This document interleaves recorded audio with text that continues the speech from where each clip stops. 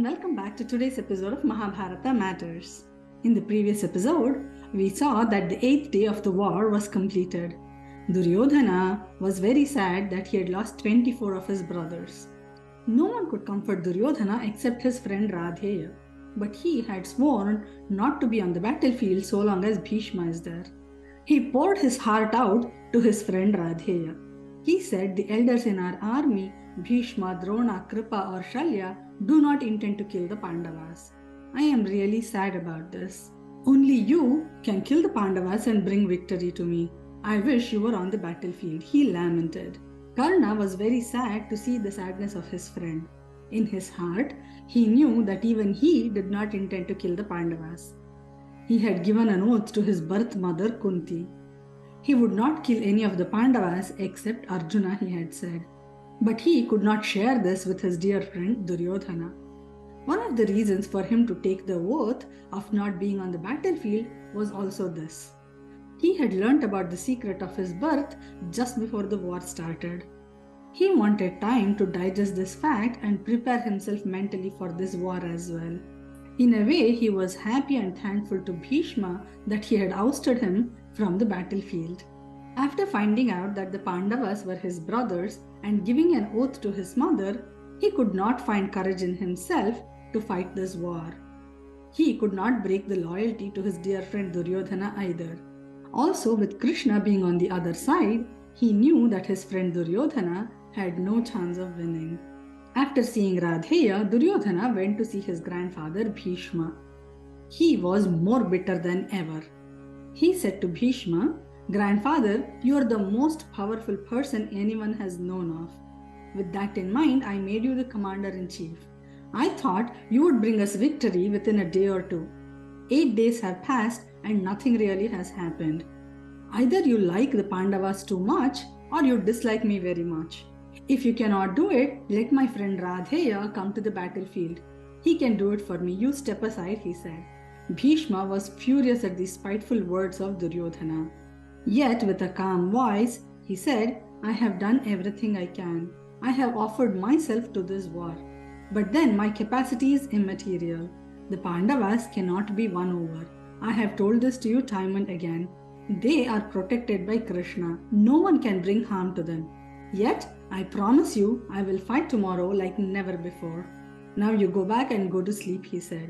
He dismissed Duryodhana with these words. When the 9th day of the war began, Bhīṣma had arranged their army in a Sarvato Bhadra Vyuha, which means safe from all quarters. It was impenetrable. The Pandavas had arranged themselves in the Nakshatra Mandala Vyuha in the form of a constellation of stars. Kauravas made sure that Bhīṣma did not come face to face with Shikhandi.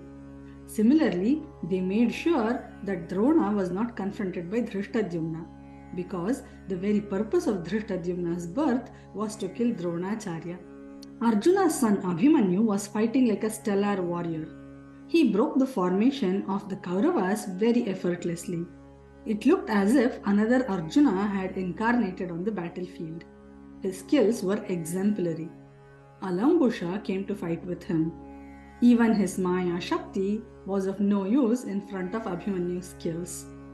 Satyaki had defeated Kripacharya. He had broken the bow and chariot of Ashwathama. He had made Ashwathama faint. He was a befitting student of Arjuna as well. Drona and Arjuna had come face to face. Every missile that Drona sent, Arjuna had a befitting reply. It was a spectacular duel. Drona had sent appreciation to his student from the corner of his eye. He was very proud of his skills. As promised to Duryodhana, Bhīṣma was unstoppable. It was as if he was possessed. He was burning through the Pandava army like a wildfire in rage. He was shooting arrows and the warriors were falling down in piles. He had made mounds and mounds of dead bodies of the Pandava soldiers. It was as if he was doing a Rudra Tandava on the battlefield. Krishna saw this and instantly brought Arjuna's chariot to where Bhīṣma was. Arjuna started shooting arrows at his grandfather. But again, it looked as if Arjuna was offering flowers at the feet of his grandfather with affection. His attack on the old man was useless in stopping him. Krishna reminded Arjuna again to fight harder and stronger against Bhīṣma. Arjuna started lamenting again. He said, "How can I kill my dear grandfather? I do not want the glories or the fame or the land that I'll get after killing my grandfather." Krishna was extremely furious at Arjuna now. He jumped off the chariot and ran towards Bhīṣma, this time with Sudarshana Chakra in his hand. Yet again, Bhīṣma welcomed him with a smile. He said, "Come Krishna, come, I'll be thrilled to die at your hands. This is the second attempt you have made. Please come and release me from this body and this bondage," he said. Arjuna couldn't let this happen. He could not let his friend Krishna break his promise. He ran after him, restrained his hand and started crying. He said, "Krishna, I realize now. I remember everything you told me on the first day of the battle. I shall do as I am supposed to. I promise you I will not bring disappointment. Please calm down and come back to the chariot," he begged him. Krishna went back to the chariot. This was not the same Arjuna who had stopped Krishna with the wheel. He had truly transformed. After this, Arjuna became unstoppable.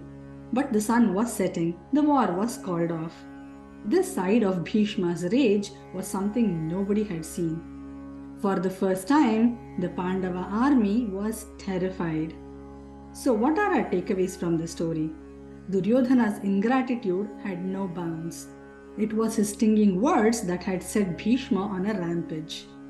Gratitude is a virtue that we have to develop with effort all the time, unlike Duryodhana.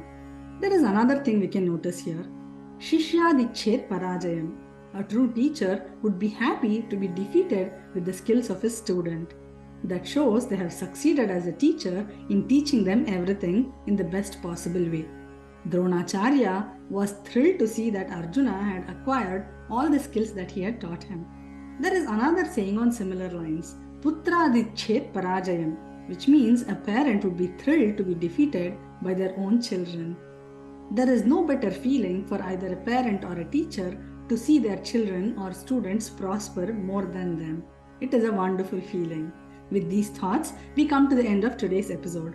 Remember, in this series, we are discussing matters of Mahabharata because even today, Mahabharata matters. Hari Om.